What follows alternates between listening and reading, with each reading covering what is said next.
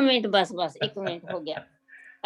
कोई नहीं आओ आओ। श्लोक नंबर 122 ते अंग नंबर 1384। हंसां देख तरंदियां बग्गा आया चाओ, डुब मुए बग बपुड़े सिर तल ऊपर पाओ। 122 पेज नंबर 1384। ठीक है जी, बहुत बहुत धन्यवाद। पेज नंबर 1384 ਤੇ ਸ਼ਲੋਕ ਨੰਬਰ 122 122 ਨੰਬਰ ਤੇ ਆਪ ਸਾਰਿਆਂ ਨੇ ਸੁਣ ਹੀ ਲਿਆ ਜੀ। ਹੁਣ ਮੈਂ ਤਾਂ ਕਿ ਸਾਰਿਆਂ ਨੂੰ ਲੱਗ ਗਿਆ ਪਤਾ ਕਿ ਡਿਸਟਰਬ ਨਾ ਕਰਿਓ। ਹੁਣ ਕਲਾਸ ਸ਼ੁਰੂ ਹੋਣ ਲੱਗੀ ਆ, ਉਹਦੇ ਵਿੱਚ ਆਪਣੇ ਵਿਚਾਰ ਦੇਣਗੇ ਗਿਆਨੀ ਜੀ ਤੇ ਉਹਦੇ ਬਾਅਦ ਚ ਆਪਾਂ ਮੁੜ ਕੇ ਆਉਣੇ ਆ ਜੀ। ਗਿਆਨੀ ਜੀ ਜਦੋਂ ਵੀ ਰੈਡੀ ਹੋਵੋ ਤੁਸੀਂ ਅੱਜ ਦੀ ਵਿਚਾਰ ਦਿਓ ਤਾਂ ਆਪਾਂ ਫੇਰ ਆਉਣੇ ਜੀ। ਧੰਨਵਾਦ।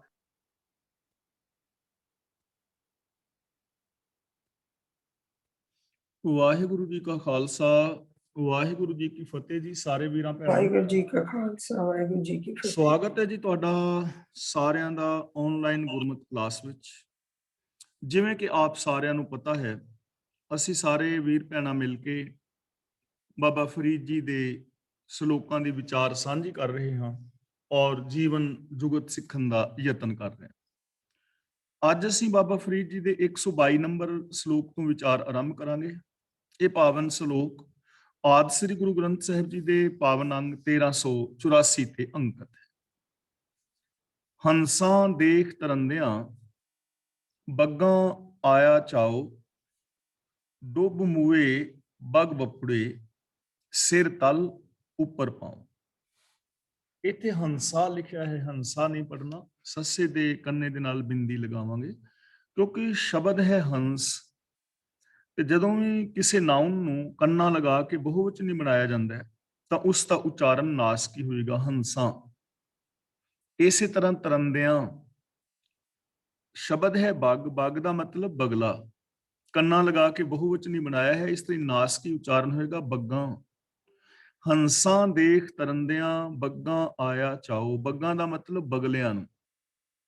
ਹੰਸਾਂ ਨੂੰ ਤਰਦਿਆਂ ਵੇਖ ਕੇ ਬਗਲਿਆਂ ਨੂੰ ਵੀ ਚਾਅ ਪੈਦਾ ਹੋਇਆ, ਸ਼ੌਕ ਪੈਦਾ ਹੋਇਆ ਕਿ ਅਸੀਂ ਵੀ ਤਰੀਏ। ਹੰਸ ਪਾਣੀ ਵਿੱਚ ਤਾਰੀਆਂ ਲਾ ਰਹੇ ਨੇ ਤੇ ਬਗਲਿਆਂ ਨੂੰ ਵੀ ਸ਼ੌਕ ਆਇਆ ਕਿ ਅਸੀਂ ਵੀ ਪਾਣੀ ਦੇ ਵਿੱਚ ਤਰੀਏ। ਉਹਨਾਂ ਨੇ ਵੀ ਡੂੰਘੇ ਪਾਣੀ ਵਿੱਚ ਛਲਾਂਗ ਲਗਾਈ ਤਾਂ ਕੀ ਹੋਇਆ, ਡੁੱਬ ਮੂਏ ਬਗ ਬਪੁੜੇ। ਇਹਨੂੰ ਬੱਪੜੇ ਨਹੀਂ ਪੜਨਾ, ਪੱਪੇ ਥਲੇ ਔਂਕੜ ਬਪੁੜੇ। ਡੁੱਬ ਮੂਏ ਬਗ ਬਪੁੜੇ ਸਿਰ ਤਲ ਉੱਪਰ ਪਾਉ। ਇੱਥੇ ਪਾਉ ਪੜਾਂਗੇ, ਪਾਉ। ਪਰ ਵਿਚਾਰੇ ਬਗਲੇ ਇਹ ਉਦਮ ਕਰਦੇ ਸਿਰ ਹੇਠਾਂ ਤੇ ਪੈਰ ਉੱਤੇ ਹੋ ਕੇ ਡੁੱਬ ਕੇ ਮਰ ਗਏ। ਬਗਲਿਆਂ ਨੂੰ ਹੁਣ ਤੈਰਨਾ ਨਹੀਂ ਆਉਂਦਾ, ਹੰਸਾਂ ਨੂੰ ਤੈਰਨਾ ਆਉਂਦਾ ਹੈ। ਹੰਸ ਤੈਰ ਰਹੇ ਨੇ, ਤਰ ਰਹੇ ਨੇ ਤੇ ਬਗਲਿਆਂ ਦੇ ਕੋਲ ਉਹ ਗੁਣ ਤਾਂ ਹੈ ਨਹੀਂ, ਲੇਕਿਨ ਰੀਸ ਦੇ ਨਾਲ ਉਹਨਾਂ ਨੇ ਵੀ ਛਲਾਂਗ ਲਗਾਈ ਤੇ ਬਗਲੇ ਮਰ ਗਏ।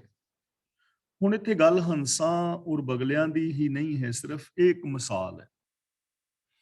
ਗੱਲ ਹੈਗੀ ਹੰਸ ਦਾ ਮਤਲਬ ਉਹ ਇਨਸਾਨ ਜਿਹੜੇ ਸਚਿਆਰ ਨੇ, ਜਿਹੜੇ ਇਸ ਦੁਨੀਆ ਦੇ ਅੰਦਰ ਰਹਿੰਦੇ ਹੋਏ ਨਿਰਲੇਪ ਨੇ, ਰਹਿੰਦੇ ਇਸ ਸੰਸਾਰ ਵਿੱਚ ਨੇ ਪਰ ਵਿਕਾਰਾਂ ਤੋਂ ਨਿਰਲੇਪ ਨੇ।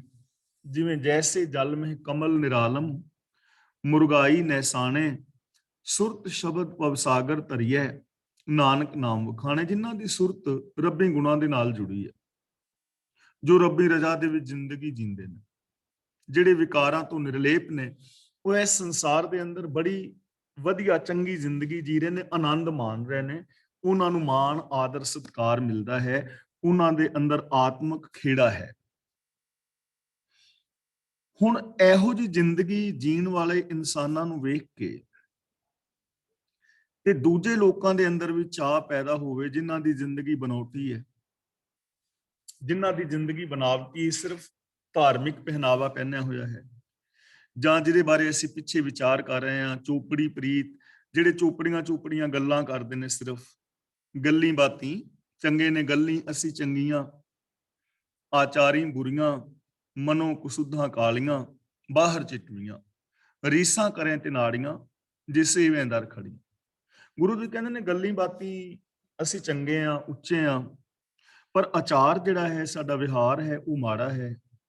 ਤੇ ਰੀਸਾਂ ਅਸੀਂ ਉਹਨਾਂ ਦੀਆਂ ਕਰਦੇ ਆ ਜਿਹੜੇ ਦਰ ਦੇ ਉੱਤੇ ਖੜੇ ਹੋਏ ਸੇਵਾ ਕਰਦੇ ਨੇ, ਭਾਵ ਜਿਹੜੇ ਸਾਵਧਾਨ ਹੋ ਕੇ ਸੁਚੇਤ ਹੋ ਕੇ ਰੱਬੀ ਰਜ਼ਾ ਵਿੱਚ ਤੁਰਦੇ ਨੇ, ਮਾਣ ਆਦਰ ਅਸੀਂ ਉਹ ਪਾਣਾ ਚਾਹੁੰਦੇ ਹਾਂ। ਜੀਵਨ ਦਾ ਰਿਜ਼ਲਟ ਅਸੀਂ ਉਹ ਚਾਹੁੰਦੇ ਹਾਂ। ਖਾਣਾ ਅਸੀਂ ਅੰਗੂਰ ਚਾਹ ਰਹੇ ਹਾਂ, ਬੀਜ ਅਸੀਂ ਕਿਕਰੀਆਂ ਦੇ ਬੀਜ ਰਹੇ ਹਾਂ। ਪਾਣਾ ਅਸੀਂ ਰੇਸ਼ਮੀ ਕੱਪੜੇ ਚਾਹੁੰਦੇ ਹਾਂ, ਲੇਕਿਨ ਅਸੀਂ ਭੇਡਾਂ ਦੀ ਉੱਨ ਮਨਾ ਕੇ ਉਹ ਚੱਕੀ ਫਿਰਦੇ ਹਾਂ। ਸੁਖ ਸ਼ਾਂਤੀ ਅਸੀਂ ਪਾਣਾ ਚਾਹੁੰਦੇ ਹਾਂ, ਸਚਾਈ ਵਾਲੀ, ਗੁਨਾਹ ਵਾਲੀ, ਲੇਕਿਨ ਅਸੀਂ ਪਾਪ ਕਰਮ ਕਮਾ ਰਹੇ। ਤਾਂ ਡੁੱਬ ਮੂਏ ਬਗ ਬੱਪੜੇ, ਜਿਹੜੇ ਬਗਲੇ ਵਾਲੀ ਜ਼ਿੰਦਗੀ ਜੀਣ ਵਾਲੇ ਸਨ, ਉਹ ਆਖਿਰ ਡੁੱਬ ਕੇ ਮਰ ਗਏ, ਆਤਮਕ ਮੌਤ ਤੇ ਮਰ ਗਏ। ਉਹਨਾਂ ਨੂੰ ਉਹ ਜੀਵਨ ਨਾ ਮਿਲ ਸਕਿਆ, ਉਹਨਾਂ ਨੂੰ ਉਹ ਮਾਣ ਆਦਰ ਦਾ ਸੁਖ ਨਾ ਮਿਲ ਸਕਿਆ। ਤਾਂ ਇੱਥੋਂ ਸਾਨੂੰ ਇਹ ਸੇਧ ਮਿਲਦੀ ਹੈ ਕਿ ਜੋ ਆਤਮਕ ਜ਼ਿੰਦਗੀ ਹੈ, ਜੋ ਮਾਨਸਿਕ ਸ਼ਾਂਤੀ ਹੈ, ਜੋ ਬੌਧਿਕ ਵਿਕਾਸ ਹੈ ਜਾਂ ਆਤਮਿਕ ਜੀਵਨ ਹੈ, ਉਹ ਮਿਲਦਾ ਹੈ ਸ਼ੁਭ ਗੁਣਾਂ ਦੇ ਨਾਲ, ਜੋ ਮਨ ਬਚਨ ਕਰਮ ਕਰਕੇ ਇਹਨਾਂ ਚੀਜ਼ਾਂ ਨੂੰ ਅਪਣਾ ਲੈਂਦੇ ਨੇ, ਇਹਨਾਂ ਚੀਜ਼ਾਂ ਨੂੰ ਇੰਪਲੀਮੈਂਟ ਕਰਦੇ ਨੇ, ਰੱਬੀ ਰਜ਼ਾ ਵਿੱਚ ਤੁਰਦੇ ਨੇ ਔਰ ਇਸ ਦੁਨੀਆ ਵਿੱਚ ਜ਼ਿੰਦਗੀ ਜੀਂਦੇ ਨਿਰਲੇਪ ਰਹਿੰਦੇ ਨੇ ਵਿਕਾਰਾਂ ਤੋਂ, ਮੇਰ ਤੇਰ ਦੇ ਵਿਤਕਰਿਆਂ ਤੋਂ। ਉਹਨਾਂ ਦੀ ਜ਼ਿੰਦਗੀ ਅੰਦਰ ਸ਼ਾਂਤੀ ਹੈ। ਪਰ ਜੇ ਕੋਈ ਮਾੜੇ ਜੀਵਨ ਵਾਲਾ, ਮਾੜੀ ਸੋਚ ਵਾਲਾ ਬੰਦਾ, ਜਿਹਦੀ ਬੋਲ ਮਾੜੇ ਨੇ, ਜਿਸ ਦਾ ਵਿਹਾਰ ਮਾੜਾ ਹੈ, ਜਿਸ ਦੀ ਸੋਚ ਮਾੜੀ ਹੈ, ਤੇ ਉਹ ਸਿਰਫ ਬਾਹਰਲਾ ਭੇਸ਼ ਹੰਸਾਂ ਵਰਗਾ ਬਣਾ ਕੇ, ਚਿੱਟੇ ਕੱਪੜੇ ਪਾ ਕੇ, ਜਿਵੇਂ ਬਗਲਿਆਂ ਦੇ ਵੀ ਖੰਭ ਚਿੱਟੇ ਨੇ, ਹੰਸਾਂ ਦੇ ਵੀ ਚਿੱਟੇ ਨੇ, ਤੇ ਜੇ ਉਹਨਾਂ ਵਰਗਾ ਸਿਰਫ ਭੇਸ਼ ਬਣਾ ਕੇ ਉਹ ਸੁਖ ਮੰਨਣਾ ਚਾਹੇ ਤਾਂ ਉਹ ਸੁਖ ਨਹੀਂ ਮਿਲੇਗਾ, ਉਹ ਆਤਮਕ ਮੌਤ ਤੇ ਮਰ ਜਾਏਗਾ। ਤਾਂ ਇੱਥੇ ਦੋ ਤਰ੍ਹਾਂ ਦਾ ਜੀਵਨ ਹੈ। ਇੱਕ ਹੰਸ ਵਾਲਾ ਜੀਵਨ, ਜੋ ਸਚਿਆਰਤਾ ਵਾਲਾ ਜੀਵਨ ਹੈ, ਉਹਦੇ ਵਿੱਚ ਮਾਨ ਆਦਰ ਸਤਕਾਰ ਹੈ, ਉਹ ਬੰਦਾ ਨਿਰਲੇਪ ਹੈ। ਤੇ ਦੂਜਾ ਜੀਵਨ ਹੈ ਬਗਲਿਆਂ ਵਾਲਾ, ਵਿਖਾਵੇ ਵਾਲਾ, ਕੇਵਲ ਬਾਹਰੀ ਪਹਿਨਾਵਾ ਹੈ, ਬਾਹਰੀ ਗੱਲਾਂ ਬਾਤਾਂ ਨੇ, ਲੇਕਿਨ ਆਚਰਨਕ ਤੌਰ ਤੇ ਬੰਦਾ ਉੱਚਾ ਸੁੱਚਾ ਨਹੀਂ ਹੈ। ਉਹ ਬੰਦਾ ਆਤਮਕ ਮੌਤ ਤੇ ਮਰ ਜਾਂਦਾ ਹੈ। ਉਹਨੂੰ ਮਾਨ ਸਤਕਾਰ ਵੀ ਨਹੀਂ ਮਿਲਦਾ, ਸੁੱਖ ਵੀ ਨਹੀਂ ਮਿਲਦੇ, ਔਰ ਉਹ ਆਤਮਕ ਮੌਤ ਵੀ ਸਹਿੜ ਲੈਂਦਾ। ਅਗਲਾ ਬਚਨ ਕਰਦੇ ਨੇ, ਮੈਂ ਜਾਣਿਆ ਵਡਹੰਸ ਹੈ ਤਾਂ ਮੈਂ ਕੀਆ ਸੰਗ। ਵਡਹੰਸ ਦਾ ਮਤਲਬ ਵੱਡਾ ਹੰਸ, ਸੰਗ ਦਾ ਮਤਲਬ ਸਾਥ, ਜਾਣਿਆ ਦਾ ਮਤਲਬ ਸਮਝਿਆ। ਮੈਂ ਸਮਝਿਆ ਕੋਈ ਵੱਡਾ ਹੰਸ ਹੈ ਤਾਂ ਮੈਂ ਉਹਦੀ ਸੰਗਤ ਕੀਤੀ। ਵੱਡਾ ਹੰਸ ਦਾ ਮਤਲਬ ਮੈਂ ਸਮਝਿਆ ਕਿ ਨਿਰਲੇਪ ਇਨਸਾਨ ਹੈ, ਜੇ ਉਹਦਾ ਇਹਦਾ ਪਹਿਨਾਵਾ ਹੈ, ਇਹਦੇ ਕਰਮ ਵੀ ਚੰਗੇ ਹੋਣਗੇ, ਵਿਚਾਰ ਵੀ ਚੰਗੇ ਹੋਣਗੇ, ਬੋਲ ਬਾਣੀ ਚੰਗੀ ਹੋਵੇਗੀ, ਇੱਕ ਧਾਰਮਿਕ ਇਨਸਾਨ ਹੋਵੇਗਾ, ਇਹ ਸਚਿਆਰ ਹੋਵੇਗਾ। ਇਹ ਸਮਝ ਕੇ ਤੇ ਮੈਂ ਜਿਹੜਾ ਸੀ ਸੰਗ ਕੀਤਾ, ਇਹ ਸਮਝ ਕੇ ਮੈਂ ਸੰਗ ਕੀਤਾ, ਮੈਂ ਸੰਗਤ ਕੀਤੀ ਕਿ ਮੇਰੀ ਜ਼ਿੰਦਗੀ ਅੰਦਰ ਵੀ ਸ਼ਾਂਤੀ ਆਏਗੀ, ਖੁਸ਼ੀ ਹੋਏਗੀ, ਮੈਂ ਵੀ ਪ੍ਰਭੂ ਮਿਲਾਪ ਦਾ ਆਨੰਦ ਮਾਣ ਸਕਾਂਗਾ। ਇਸ ਕਰਕੇ ਸੰਗਤ ਕੀਤੀ। ਤੇ ਗੁਰੂ ਜੀ ਕਹਿੰਦੇ ਨੇ, ਜੇ ਜਾਣਾ ਬਗ ਬੱਪੜਾ, ਜੇ ਜਾਣਾ ਦਾ ਮਤਲਬ ਮੈਨੂੰ ਪਤਾ ਹੁੰਦਾ, ਬਗ ਬੱਪੜਾ ਦਾ ਮਤਲਬ ਵਿਚਾਰਾ ਬਗਲਾ, ਨੀਵੀਂ ਸੋਚ ਵਾਲਾ। ਜਨਮ ਨਾ ਭੇੜੀ ਅੰਗ, ਇਹਨੂੰ ਭੇੜੀ ਨਹੀਂ ਬੋਲਣਾ, ਭੇੜੀ ਬਿੰਦੀ ਲਗਾ ਕੇ ਭੇੜੀ। ਭੇੜੀ ਦਾ ਮਤਲਬ ਛੂਣਾ, ਮੈਂ ਛੂੰਦੀ ਬਿਨਾ। ਜਨਮ ਦੇ ਮੰਮੇ ਨਾਲ ਸਿਹਾਰੀ ਹੈ, ਜਿਸ ਦਾ ਮਤਲਬ ਜਨਮ ਵਿੱਚ, ਜਨਮ ਭਰ, ਸਾਰੀ ਉਮਰ। ਜੇ ਮੈਨੂੰ ਪਤਾ ਹੁੰਦਾ ਕਿ ਇਹ ਤੇ ਨਕਾਰਾ ਬਗਲਾ ਹੈ ਤਾਂ ਮੈਂ ਕਦੇ ਉਹਦੇ ਨੇੜੇ ਨਾ ਟੁੱਕਦੀ, ਯਾਨੀ ਮੈਂ ਉਹਦੀ ਸੰਗਤ ਨਾ ਕਰਦਾ। ਤਾਂ ਇੱਥੋਂ ਸਾਨੂੰ ਸਮਝਾਇਆ ਜਾ ਰਿਹਾ ਕਿ ਇਸ ਦੁਨੀਆ ਦੇ ਅੰਦਰ ਭੁਲੇਖਾ ਹੈ ਬਹੁਤ ਵੱਡਾ, ਔਰ ਬਹੁਤ ਸਾਰੀ ਲੁਕਾਈ ਭੁਲੇਖੇ ਦੇ ਕਾਰਨ ਠੱਗੀ ਜਾ ਰਹੀ ਹੈ, ਲੁੱਟੀ ਜਾ ਰਹੀ ਹੈ, ਆਰਥਿਕ ਔਰ ਮਾਨਸਿਕ ਸ਼ੋਸ਼ਣ ਹੋ ਰਿਹਾ ਹੈ। ਇਹਨੂੰ ਅਸੀਂ ਇੱਕ ਨਿੱਕੀ ਜਿਹੀ ਮਿਸਾਲ ਰਾਹੀਂ ਸਮਝ ਸਕਦੇ ਹਾਂ। ਜਿਵੇਂ ਰਾਵਣ ਹੈ, ਤੇ ਰਾਵਣ ਹੁਣ ਹੰਸ ਬਣ ਕੇ ਆ ਰਿਹਾ ਹੈ, ਧਾਰਮਿਕ ਪਹਿਨਾਵਾ ਉਹਨੇ ਪਹਿਨਿਆ ਹੈ, ਤਿਲਕ ਲਾਇਆ ਹੈ, ਮਾਲਾ ਪਾਈ ਹੈ, ਸਾਧੂ ਵਾਲਾ ਭੇਸ਼ ਹੈ, ਤੇ ਸੀਤਾ ਜੀ ਨੂੰ ਆਣ ਕੇ ਕਹਿੰਦਾ ਕਿ ਮੈਨੂੰ ਭੀਖ ਚਾਹੀਦੀ ਹੈ, ਦਕਸ਼ਣਾ ਚਾਹੀਦੀ ਹੈ। ਤੇ ਉਹਨਾਂ ਦੇ ਇਤਿਹਾਸ ਮਿਥਿਆਸ ਮੁਤਾਬਕ ਸੀਤਾ ਜੀ ਅੰਦਰੋਂ ਦੇਣ ਲੱਗਦੇ ਨੇ ਭੇਟਾ, ਤੇ ਉਹ ਕਹਿੰਦਾ ਨਹੀਂ, ਬਾਹਰ ਆ ਕੇ ਇਸ ਤਰ੍ਹਾਂ ਬਾਬਿਆਂ ਨੂੰ ਨਹੀਂ, ਇਸ ਤਰ੍ਹਾਂ ਮਹਾਂਪੁਰਸ਼ਾਂ ਦੀ ਸੇਵਾ ਨਹੀਂ ਕਰੀਦੀ। ਤੇ ਜਦੋਂ ਲక్ష్మణ ਰੇਖਾ ਨੂੰ ਪਾਰ ਕਰਦੀ ਹੈ ਤੇ ਰਾਵਣ ਉਸ ਨੂੰ ਚੱਕ ਕੇ ਲੈ ਜਾਂਦਾ। ਹੁਣ ਦੇ ਸੀਤਾ ਜੀ ਉਹਦੇ ਪਹਿਨਾਵੇ ਨੂੰ ਨਾ ਵੇਖਦੀ, ਪਹਿਨਾਵੇ ਤੇ ਵਿਸ਼ਵਾਸ ਨਾ ਕਰਦੀ। ਉਹਨੂੰ ਇਹ ਪਤਾ ਹੁੰਦਾ ਕਿ ਪਹਿਨਾਵੇ ਦੇ ਅੰਦਰ ਛਿਪਿਆ ਹੋਇਆ ਬੰਦਾ ਕੁਝ ਹੋਰ ਹੈ, ਤਾਂ ਸੀਤਾ ਹਰਨ ਨਹੀਂ ਸੀ ਹੋਣਾ। ਤਾਂ ਇੱਥੇ ਸਾਨੂੰ ਇਹ ਗੱਲ ਸਮਝਾਈ ਜਾ ਰਹੀ ਹੈ ਕਿ ਇਸ ਦੁਨੀਆ ਵਿੱਚ ਭੁਲੇਖਾ ਪਾਉਣ ਵਾਲੇ ਵੀ ਬਹੁਤ ਨੇ, ਬਹੁ ਗਿਣਤੀ ਹੈ। ਖਾਸ ਕਰਕੇ ਧਾਰਮਿਕ ਦੁਨੀਆ ਵਿੱਚ, ਧਾਰਮਿਕ ਦੁਨੀਆ ਦੇ ਅੰਦਰ ਇਮੋਸ਼ਨਲ ਬਲੈਕਮੇਲ ਜ਼ਿਆਦਾ ਹੁੰਦਾ ਹੈ, ਕਿਉਂਕਿ ਇੱਥੇ ਸ਼ਰਧਾਵਾਨ ਲੋਕ ਨੇ, ਇੱਥੇ ਵਿਸ਼ਵਾਸ ਕੀਤਾ ਜਾਂਦਾ ਹੈ ਧਰਮੀ ਲੋਕਾਂ ਤੇ। ਰਾਜਨੀਤੀ ਵਿੱਚ ਕਿਸੇ ਦਾ ਕੋਈ ਵਿਸ਼ਵਾਸ ਨਹੀਂ ਹੈ, ਉੱਥੇ ਪਤਾ ਹੀ ਹੈ ਕਿ ਗੜਬੜ ਹੈ। ਵਪਾਰ ਦੇ ਵਿੱਚ ਪਤਾ ਹੈ ਬੰਦੇ ਨੂੰ ਕਿ ਇੱਥੇ ਗੜਬੜ ਹੋ ਜਾਣੀ ਹੈ, ਕਰ ਸਕਦਾ ਹੈ ਕੋਈ। ਲੇਕਿਨ ਧਾਰਮਿਕ ਬੰਦਿਆਂ ਤੋਂ ਐਸਾ ਉਮੀਦ ਨਹੀਂ ਹੁੰਦੀ ਕਿ ਜਿਸ ਨੇ ਧਾਰਮਿਕ ਪਹਿਨਾਵਾ ਪਹਿਨਿਆ ਹੋਏ, ਧਾਰਮਿਕ ਕੰਮ ਕਰਦਾ ਹੋਏ, ਤੇ ਉਹਦੇ ਤੋਂ ਉਮੀਦ ਨਹੀਂ ਹੁੰਦੀ ਕਿ ਉਹ ਗਲਤ ਕਰੇਗਾ।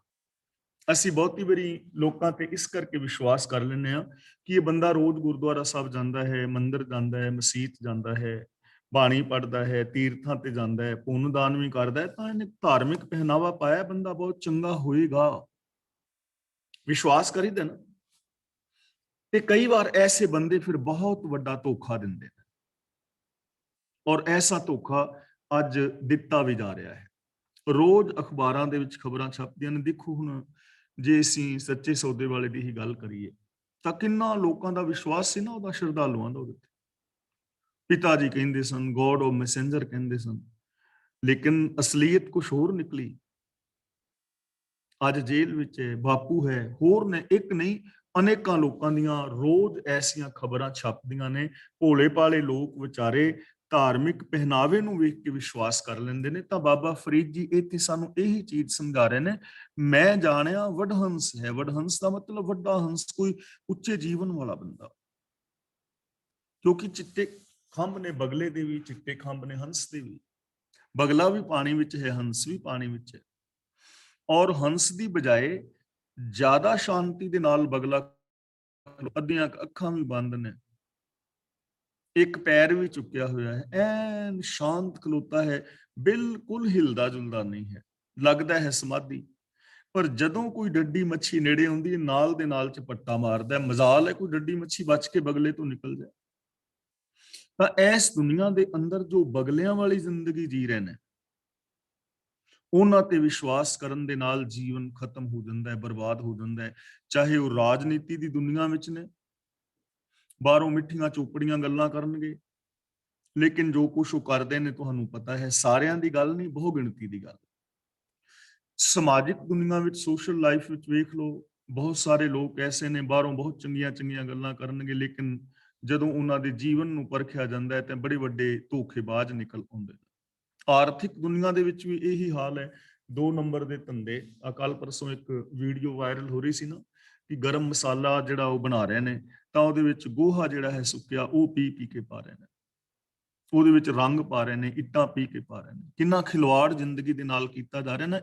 ਇਹਨਾਂ ਨੂੰ ਕਹਿੰਦੇ ਨੇ ਵਡਹੰਸ ਤੇ ਬਗਲੇ, ਕਿ ਹੈ ਬਣੇ ਵਡਹੰਸ ਨੇ, ਕੱਪੜੇ ਚੰਗੇ ਪਾਏ ਨੇ, ਗੱਲਾਂ ਚੰਗੀਆਂ ਕਰਦੇ ਨੇ, ਲੋਕ ਭਲਾਈ ਦੀਆਂ, ਲੇਕਿਨ ਅੰਦਰ ਕਰਤੂਤਾਂ ਇਹ ਨੇ। ਇਸੇ ਤਰ੍ਹਾਂ ਧਾਰਮਿਕ ਦੁਨੀਆ ਦੇ ਵਿੱਚ ਬਹੁਤ ਸਾਰੇ ਲੋਕ ਨੇ ਜਿਨ੍ਹਾਂ ਨੇ ਧਾਰਮਿਕ ਪਹਿਨਾਵਾ ਪਹਿਨਿਆ ਹੈ, ਆਪਣੇ ਆਪਣੇ ਧਰਮ ਮੁਤਾਬਕ ਧਾਰਮਿਕ ਪਹਿਨਾਵਾ ਵੀ ਪਹਿਨਿਆ ਹੈ, ਜਪ ਤਪ ਸੰਜਮ ਵੀ ਕਰ ਰਹੇ ਨੇ, ਪਾਠ ਪੂਜਾ ਵੀ ਕਰ ਰਹੇ ਨੇ, ਤੀਰਥਾਂ ਤੇ ਵੀ ਨਹਾ ਰਹੇ ਨੇ, ਲੇਕਿਨ ਬਹੁਤ ਵੱਡੇ ਵੱਡੇ ਘਪਲੇ ਕਰਦੇ ਨੇ। ਤਾਂ ਬਾਬਾ ਫਰੀਦ ਜੀ ਕਹਿੰਦੇ ਨੇ, ਮੈਂ ਬਾਹਰੀ ਤੌਰ ਤੇ ਗੱਲੀ ਬਾਤੀ ਇਹਦੀਆਂ ਚੋਪੜੀ ਪ੍ਰੀਤ ਸੁਣ ਕੇ, ਇਹਦਾ ਪਹਿਨਾਵਾ ਵੇਖ ਕੇ ਮੈਂ ਇਹਦੇ ਨਾਲ ਸੰਗ ਕੀਤਾ ਕਿ ਸ਼ਾਇਦ ਮੈਨੂੰ ਕੋਈ ਮਾਨਸਿਕ ਆਤਮਿਕ ਲਾਭ ਹੋਏਗਾ, ਮੈਂ ਪ੍ਰਭੂ ਮਿਲਾਪ ਹਾਸਲ ਕਰ ਸਕਾਂਗਾ, ਮੇਰੀ ਜ਼ਿੰਦਗੀ ਵਿੱਚ ਵਿਗਾਸਤਾ ਆਏਗੀ, ਮੇਰਾ ਜੀਵਨ ਚੰਗਾ ਬਣ ਜਾਏਗਾ। ਜੇ ਜਾਣਾ ਬਗ ਬੱਪੜਾ ਪਰੇ, ਤੇ ਹੁਣ ਵਿਚਾਰਾ ਬਗਲਾ ਨਿਕਲਿਆ ਧੋਖੇਬਾਜ਼। ਜੇ ਮੈਨੂੰ ਪਤਾ ਹੁੰਦਾ, ਕਦੇ ਵੀ ਮੈਂ ਇਹਦੀ ਸੰਗਤ ਨਾ ਕਰਦਾ, ਮੇਰਾ ਜੀਵਨ ਬਰਬਾਦ ਨਾ ਹੁੰਦਾ। ਤਾਂ ਇੱਥੋਂ ਸਾਨੂੰ ਸੇਧ ਮਿਲ ਰਹੀ ਹੈ ਗੁਰਬਾਣੀ ਵਿੱਚ ਬਚਨ, ਕਾਚੇ ਗੁਰ ਤੇ ਮੁਕਤ ਨਾ ਹੁਆ, ਕੱਚੇ ਪਿੱਲੇ ਗੁਰੂ ਤੋਂ ਮੁਕਤੀ ਨਹੀਂ ਹੁੰਦੀ।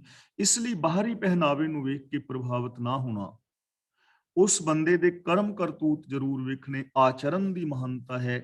ਇਸ ਲਈ ਐਸੇ ਲੋਕਾਂ ਤੋਂ ਬਚਣ ਦੀ ਜ਼ਰੂਰਤ ਹੈ ਤੇ ਡਾਇਰੈਕਟ ਸਾਨੂੰ ਗੁਰੂ ਪਾਤਸ਼ਾਹ ਜੀ ਦੀ ਪਾਵਨ ਬਾਣੀ ਦੇ ਨਾਲ ਜੁੜਨਾ ਚਾਹੀਦਾ ਹੈ, ਗੁਰਬਾਣੀ ਮੁਤਾਬਕ ਜ਼ਿੰਦਗੀ ਜੀਣੀ ਚਾਹੀਦੀ ਹੈ। ਪਹਿਲੀ ਗੱਲ, ਅਸੀਂ ਧੋਖਾ ਨਾ ਖਾਈਏ ਕਿਸੇ ਤੋਂ, ਸਾਨੂੰ ਸੁਚੇਤ ਹੋਣ ਦੀ ਲੋੜ ਹੈ। ਤੇ ਦੂਜੀ ਗੱਲ ਇਹ ਹੈ ਕਿ ਅਸੀਂ ਵੀ ਕਿਸੇ ਦੇ ਨਾਲ ਧੋਖਾ ਨਾ ਕਰੀਏ। ਧਾਰਮਿਕ ਕੱਪੜੇ ਪਾ ਕੇ, ਧਾਰਮਿਕ ਪਹਿਨਾਵਾ ਪਹਿਨ ਕੇ, ਤੇ ਅਸੀਂ ਸਹੀ ਜ਼ਿੰਦਗੀ ਜੀਵੀਏ। ਸਾਡਾ ਵੀ ਫਰਜ਼ ਬਣਦਾ ਹੈ, ਹਰ ਇਨਸਾਨ ਦਾ ਫਰਜ਼ ਬਣਦਾ ਹੈ ਕਿ ਉਹ ਅੰਦਰੋਂ ਬਾਹਰੋਂ ਇੱਕ ਹੋ ਕੇ ਜੀਵੇ। ਹੰਸਾਂ ਵਾਲਾ ਵਿਖਾਵਾ ਕਰਕੇ ਬਗਲਿਆਂ ਵਾਲੀ ਜ਼ਿੰਦਗੀ ਨਾ ਜੀਵੇ। ਜੇ ਇਨਸਾਨ ਐਸੀ ਜ਼ਿੰਦਗੀ ਜੀਵੇ ਚੰਗੀ, ਤਾਂ ਫਿਰ ਇਹ ਸਮਾਜ ਸੋਹਣਾ ਹੋ ਸਕਦਾ ਹੈ, ਇਹ ਸੰਸਾਰ ਸਵਰਗ ਹੋ ਸਕਦਾ ਹੈ, ਸਾਡੇ ਘਰ ਪਰਿਵਾਰ ਸੋਹਣੇ ਹੋ ਸਕਦੇ ਨੇ। ਘਰਾਂ ਪਰਿਵਾਰਾਂ ਵਿੱਚ ਵੀ, ਆਪਸੀ ਰਿਸ਼ਤਿਆਂ ਦੇ ਵਿੱਚ ਵੀ ਅਸੀਂ ਹੰਸ ਬਿਰਤੀ ਦੇ ਨਾਲ ਜੀਵੀਏ, ਬਗਲਾ ਬਿਰਤੀ ਦੇ ਨਾਲ ਨਹੀਂ। ਅਗਲਾ ਬਚਨ ਕਰਦੇ ਨੇ, ਕਿਆ ਹੰਸ ਕਿਆ ਬਗੁਲਾ ਜਾ ਕੋ ਨਦਰ ਕਰੇ, ਜੇ ਤਿਸ ਭਾਵੇ ਨਾਨਕਾ ਕਾਗੋਂ ਹੰਸ ਕਰੇ। ਹੁਣ ਗੁਰੂ ਸਾਹਿਬ ਜੀ ਕਹਿੰਦੇ ਨੇ, ਚਾਹੇ ਕੋਈ ਹੰਸ ਹੈ ਜਾਂ ਬਗਲਾ ਹੈ, ਗੱਲ ਹੈ ਪ੍ਰਭੂ ਦੀ ਰਹਿਮਤ ਦੀ। ਜੇ ਰੱਬੀ ਰਹਿਮਤ ਦਾ ਕੋਈ ਪਾਤਰ ਬਣ ਜਾਏ, ਜਿਹਦੇ ਤੇ ਰੱਬ ਰਹਿਮਤ ਕਰੇ। ਹੁਣ ਰੱਬ ਦੀ ਰਹਿਮਤ ਸਾਰਿਆਂ ਤੇ ਹੈ, ਇਹ ਗੱਲ ਆਪਾਂ ਬਹੁਤ ਵਾਰੀ ਵਿਚਾਰ ਚੁੱਕੇ ਹਾਂ ਕਿ ਆ ਜੋ ਅਸੀਂ ਧਰਤੀ ਵੇਖ ਰਹੇ ਹਾਂ, ਸੂਰਜ ਹੈ, ਚੰਦਰਮਾ ਹੈ, ਗ੍ਰਹਿ ਨਕਸ਼ਤਰ ਨੇ, ਤਾਰੇ ਸਿਆਰੇ ਸਿਤਾਰੇ ਨੇ, ਆਕਾਸ਼ ਗੰਗਾਵਾਂ ਨੇ, ਪਹਾੜ ਨੇ, ਵਨਸਪਤੀ ਹੈ, ਝਰਨੇ ਨੇ, ਨਦੀਆਂ ਨੇ, ਝੀਲਾਂ ਨੇ, ਮਨੁੱਖ ਮਾਤਰ ਨੇ, ਜੋ ਕੁਝ ਵੀ ਨਜ਼ਰੀ ਪੈ ਰਿਹਾ ਹੈ ਕਿਰਪਾ ਹੀ ਤੇ ਹੈ। ਸਾਨੂੰ ਮਨੁੱਖੀ ਸਰੀਰ ਮਿਲਿਆ ਹੈ, ਧੀਆਂ ਪੁੱਤਰ, ਜ਼ਮੀਨ ਜਾਇਦਾਦ, ਇਹ ਕਿਰਪਾ ਹੀ ਤੇ ਹੈ। ਜਿਹੜੇ ਸ਼ੁਭ ਗੁਣ ਨੇ ਉਹ ਕਿਰਪਾ ਹੀ ਤੇ ਹੈ। ਹੁਣ ਰੱਬ ਤਾਂ ਹੈ ਹੀ ਕਿਰਪਾ ਦਾ ਸਾਗਰ, ਗੁਰੂ ਤਾਂ ਹੈ ਹੀ ਕਿਰਪਾ ਦਾ ਸਾਗਰ। ਗੱਲ ਇਹ ਹੈ ਕਿ ਅਸੀਂ ਹੁਣ ਕਿਰਪਾ ਕਿੰਨੀ ਕੁ ਲੈਣੀ ਹੈ ਜਾਂ ਨਹੀਂ ਲੈਣੀ, ਇਹ ਸਾਡੇ ਤੇ ਡਿਪੈਂਡ ਕਰੇਗਾ। ਆਪਾਂ ਰੋਜ਼ ਵਿਚਾਰ ਕਰਦੇ ਹਾਂ ਨਾ, ਗੁਰੂ ਜੀ ਨੇ ਕਿਰਪਾ ਕੀਤੀ, ਗੁਰਸਿੱਖ ਮੀਤ ਚੱਲੋ ਗੁਰ ਚਾਲੀ, ਕਿ ਗੁਰਸਿੱਖ ਮਿੱਤਰੋ ਗੁਰੂ ਦੇ ਦੱਸੇ ਰਾਹ ਤੇ ਤੁਰੋ, ਜੋ ਗੁਰ ਕਹੇ ਸੋਈ ਪਲ ਮਾਨੋ, ਹਰ ਹਰ ਕਥਾ ਨਿਰਾਲੀ। ਤੇ ਕਹਿਣ ਲੱਗੇ, ਜੇ ਤੁਸੀਂ ਇਹਦੇ ਤੇ ਅਮਲ ਕਰੋਗੇ ਤਾਂ ਤੁਹਾਡੀ ਜ਼ਿੰਦਗੀ ਦੇ ਅੰਦਰ ਹੈਰਾਨ ਕਰ ਦੇਣ ਵਾਲੀ ਤਬਦੀਲੀ ਆ ਜਾਏਗੀ, ਆਤਮਿਕ ਜੀਵਨ ਮਿਲ ਜਾਏਗਾ। ਗੁਰਸਿੱਖ ਮੀਤ ਚਲੋ ਗੁਰ ਚਾਲੀ, ਕਿਰਪਾ ਕੀਤੀ ਨਾ, ਸਾਨੂੰ ਸਾਰਿਆਂ ਨੂੰ ਸਮਝਾਇਆ। ਹੁਣ ਜਿਹੜੇ ਗੁਰਸਿੱਖ ਮਿੱਤਰਾਂ ਨੇ ਗੁਰਮਤ ਆਸ਼ੇ ਅਨੁਸਾਰ ਜ਼ਿੰਦਗੀ ਜੀਣੀ ਸ਼ੁਰੂ ਕਰ ਦਿੱਤੀ, ਉਹਨਾਂ ਨੇ ਕਿਰਪਾ ਨੂੰ ਝੋਲੀ ਚ ਪਵਾ ਲਿਆ, ਉਹ ਕਿਰਪਾ ਦੇ ਪਾਤਰ ਬਣ ਗਏ। ਤੇ ਮੈਂ ਕਹਿ ਦਿੱਤਾ ਕਿ ਪਾਤਸ਼ਾਹ ਮੈਨੂੰ ਇਹ ਕਿਰਪਾ ਨਹੀਂ ਚਾਹੀਦੀ, ਮੈਂ ਤੇ ਗੁਰਸਿੱਖ ਮੀਤ ਚਲੋ ਗੁਰ ਚਾਲੀ ਵਾਲੀ ਪੰਕਤੀ ਤੇ ਅਮਲ ਨਹੀਂ ਕਰਨਾ, ਮੈਂ ਗੁਰਮਤ ਆਸ਼ੇ ਅਨੁਸਾਰ ਜ਼ਿੰਦਗੀ ਨਹੀਂ ਜੀਣੀ, ਤਾਂ ਇਹਦਾ ਮਤਲਬ ਮੈਂ ਕਿਰਪਾ ਤੋਂ ਇਨਕਾਰ ਕਰ ਦਿੱਤਾ ਨਾ। ਤਾਂ ਇੱਥੇ ਕਿਰਪਾ ਦੇ ਪਾਤਰ ਬਣਨਾ ਹੈ। ਜਿਹੜਾ ਕਿਰਪਾ ਦਾ ਪਾਤਰ ਬਣ ਜਾਏ, ਚਾਹੇ ਕੋਈ ਹੰਸ ਹੈ, ਚਾਹੇ ਕੋਈ ਬਗਲਾ ਹੈ, ਉਹਨੂੰ ਰੱਬ ਆਪਣਾ ਬਣਾ ਲੈਂਦਾ ਹੈ। ਜੇ ਬਗਲਾ ਵੀ ਰੱਬ ਦੀ ਰਹਿਮਤ ਦਾ ਪਾਤਰ ਬਣ ਜਾਏ ਨਾ, ਰੱਬੀ ਰਜ਼ਾ ਦੇ ਵਿੱਚ ਤੁਰੇ, ਤਾਂ ਬਗਲਾ ਵੀ ਹੰਸ ਹੋ ਸਕਦਾ ਹੈ। ਭਾਵ ਬਗਲੇ ਵਾਲੀ ਜ਼ਿੰਦਗੀ ਵਾਲਾ ਬੰਦਾ, ਮੈਂ ਬਗਲੇ ਜਾਨਵਰ ਦੀ ਨਹੀਂ ਕਹਿ ਰਿਹਾ ਕਿ ਉਹ ਹੰਸ ਬਣ ਜਾਏਗਾ, ਬਗਲੇ ਵਾਲੀ ਬਿਰਤੀ ਵਾਲਾ ਬੰਦਾ ਵੀ ਹੰਸ ਬਿਰਤੀ ਵਾਲਾ ਹੋ ਸਕਦਾ ਹੈ। ਔਰ ਐਸਾ ਹੋਇਆ ਹੈ, ਅਸੀਂ ਰੋਜ਼ ਮਿਸਾਲਾਂ ਦਿੰਦੇ ਹਾਂ ਸੱਜਣ ਦੀਆਂ, ਭੂਮੀਆਂ ਦੀਆਂ, ਹੋਰ ਅਨੇਕਾਂ। ਹੁਣ ਅਗਲਾ ਬਚਨ ਕਰਦੇ ਨੇ, ਜੇ ਤਿਸ ਭਾਵੈ ਨਾਨਕਾ, ਜੇ ਰੱਬ ਨੂੰ ਭਾ ਜਾਏ, ਕਾਗੋਂ ਹੰਸ ਕਰੇ, ਤਾਂ ਉਹ ਕਾਂ ਤੋਂ ਵੀ ਹੰਸ ਬਣਾ ਦਿੰਦਾ ਹੈ। ਕਾਗੋਂ ਹੰਸ ਕਰੇ, ਭਾਵੇ ਦਾ ਮਤਲਬ ਰਜ਼ਾ ਪਾਣਾ, ਜੋ ਰੱਬੀ ਰਜ਼ਾ ਦੇ ਵਿੱਚ ਤੁਰੇ। ਜੇ ਰੱਬ ਦੀ ਰਜ਼ਾ ਚੰਗੀ ਲੱਗ ਜਾਏ, ਰੱਬ ਦੀ ਰਜ਼ਾ ਭਾ ਜਾਏ, ਤਾਂ ਕਾਗੋਂ ਹੰਸ ਕਰੇ। ਕਾਗੋਂ ਦਾ ਮਤਲਬ ਕਾਂ ਤੋਂ, ਹੰਸ ਦਾ ਮਤਲਬ ਹੰਸ। ਹੁਣ ਕਾਂ ਕੌਣ ਹੈ? ਇਹ ਨਹੀਂ ਕਿ ਕਾਂ ਜਿਹੜਾ ਹੈ ਉਹ ਹੰਸ ਬਣ ਜਾਏਗਾ। ਇੱਥੇ ਕਾਂ ਦਾ ਮਤਲਬ ਹੈ ਜੋ ਕਾਂ ਵਰਗੀ ਬਿਰਤੀ ਵਾਲਾ ਬੰਦਾ ਹੈ, ਕਾਗ ਬਿਰਤੀ ਵਾਲਾ ਬੰਦਾ ਹੈ। ਹੁਣ ਕਾਂ ਦੀ ਬਿਰਤੀ ਕੀ ਹੈ? ਉਹ 36 ਕਿਸਮ ਦੇ ਭੋਜਨ ਪਦਾਰਥਾਂ ਨੂੰ ਤਿਆਗ ਕੇ ਵਿਸ਼ਟਾ ਦੇ ਵਿੱਚ ਝੁੰਝਾ ਮਾਰੇਗਾ, ਉਹ ਕਾਂ ਕਾਂ ਕਰੇਗਾ। ਕਾਂ ਬਿਰਤੀ ਵਾਲਾ ਇਹੀ ਬੰਦਾ ਹੈ, ਦੂਜਿਆਂ ਦੇ ਹੱਥੋਂ ਖੋਹ ਕੇ ਖਾਏਗਾ, ਗੰਦਗੀ ਵਿੱਚ, ਵਿਸ਼ਟਾ ਵਿੱਚ ਝੁੰਝਾ ਮਾਰੇਗਾ। ਕਾਂ ਬਿਰਤੀ ਵਾਲਾ ਬੰਦੇ ਦੇ ਕੋਲੋਂ ਤੁਸੀਂ ਸਿਫਤ ਨਹੀਂ ਸੁਣੋਗੇ, ਕਿਸੇ ਦੀ ਨਿੰਦਿਆ ਸੁਣੋਗੇ, ਬਦਖੋਈ ਸੁਣੋਗੇ, ਕੌੜੇ ਬੋਲ ਸੁਣੋਗੇ। ਹੁਣ ਦੇਖੋ, ਕਾਂ ਕਿਸੇ ਦਾ ਕੁਝ ਖੋਹਦਾ ਨਹੀਂ ਤੇ ਕੋਇਲ ਕਿਸੇ ਨੂੰ ਕੁਝ ਦਿੰਦੀ ਨਹੀਂ। ਕੋਇਲ ਨਾਲ ਲੋਕ ਪਿਆਰ ਕਰਦੇ ਨੇ ਕਿਉਂਕਿ ਉਹਦੀ ਬੋਲੀ ਬੜੀ ਮਿੱਠੀ ਹੈ। ਕਾਂ ਨਾਲ ਲੋਕ ਨਫ਼ਰਤ ਕਰਦੇ ਨੇ ਕਿਉਂਕਿ ਉਹ ਕਾਂ ਕਾਂ ਕਰਦਾ ਰਹਿੰਦਾ ਹਰ ਥਾਂ ਦੇ ਉੱਤੇ। ਤਾਂ ਇੱਥੇ ਕਾਂ ਦੀ ਬਿਰਤੀ ਦੀ ਗੱਲ ਕੀਤੀ ਜਾ ਰਹੀ ਹੈ, ਜੋ ਪਾਪਾਂ ਦੇ ਨਾਲ ਕਾਂ ਦੀ ਤਰ੍ਹਾਂ ਕਾਲਾ ਹੋਇਆ ਪਿਆ ਹੈ। ਜਨਮ ਜਨਮ ਕੀ ਇਸ ਮਨ ਕੋ ਮਲ ਲਾਗੀ, ਕਾਲਾ ਹੁਆ ਸਿਆ। ਜਿਹਦੀ ਸੁਰਤ ਕਾਲੀ ਹੈ, ਜਿਹਦੀ ਸੋਚ ਕਾਲੀ ਹੈ, ਜਿਹਦੀ ਮੱਤ ਭੈੜੀ ਹੈ, ਜਿਹਦੀ ਮੱਤ ਹੋਛੀ ਹੈ, ਜਿਹਦੇ ਮਨ ਦੇ ਅੰਦਰ ਪਾਪ ਵਿਕਾਰਾਂ ਦੀ ਕਾਲਖ ਭਰੀ ਪਈ ਹੈ, ਜੋ ਕਾਂ ਵਰਗਾ ਕਾਲਾ ਹੈ ਪਾਪਾਂ ਦੇ ਨਾਲ, ਜਿਸ ਦੀ ਕਾਗ ਵਾਲੀ ਬਿਰਤੀ ਹੈ, ਗੁਣਾਂ ਨੂੰ ਛੱਡ ਕੇ ਔਗੁਣਾਂ ਦੇ ਵਿੱਚ ਚੁੰਝਾ ਮਾਰਦਾ ਫਿਰਦਾ ਹੈ। ਤਾਂ ਗੁਰੂ ਜੀ ਪੋਸੀਬਿਲਿਟੀ ਦਰਸਾ ਰਹੇ ਨੇ ਕਿ ਜੇ ਉਹ ਰੱਬ ਦੀ ਰਜ਼ਾ ਭਾਣੇ ਮੁਤਾਬਕ ਜ਼ਿੰਦਗੀ ਜੀਣੀ ਸ਼ੁਰੂ ਕਰ ਦੇਵੇ ਤਾਂ ਉਹ ਵੀ ਹੰਸ ਹੋ ਸਕਦਾ ਹੈ, ਉਹ ਵੀ ਆਤਮਿਕ ਜ਼ਿੰਦਗੀ ਜੀ ਸਕਦਾ ਹੈ, ਉਹ ਵੀ ਮਨ ਬਚਨ ਕਰਮ ਕਰਕੇ ਚੰਗਾ ਹੋ ਸਕਦਾ ਹੈ, ਉਹ ਇਨਸਾਨ ਵੀ ਸਚਿਆਰ ਹੋ ਸਕਦਾ ਹੈ, ਉਹ ਵੀ ਰੱਬ ਦੇ ਵਿੱਚ ਮਿਲ ਕੇ ਰੱਬ ਵਰਗਾ ਹੋ ਸਕਦਾ ਹੈ। ਕਿਵੇਂ?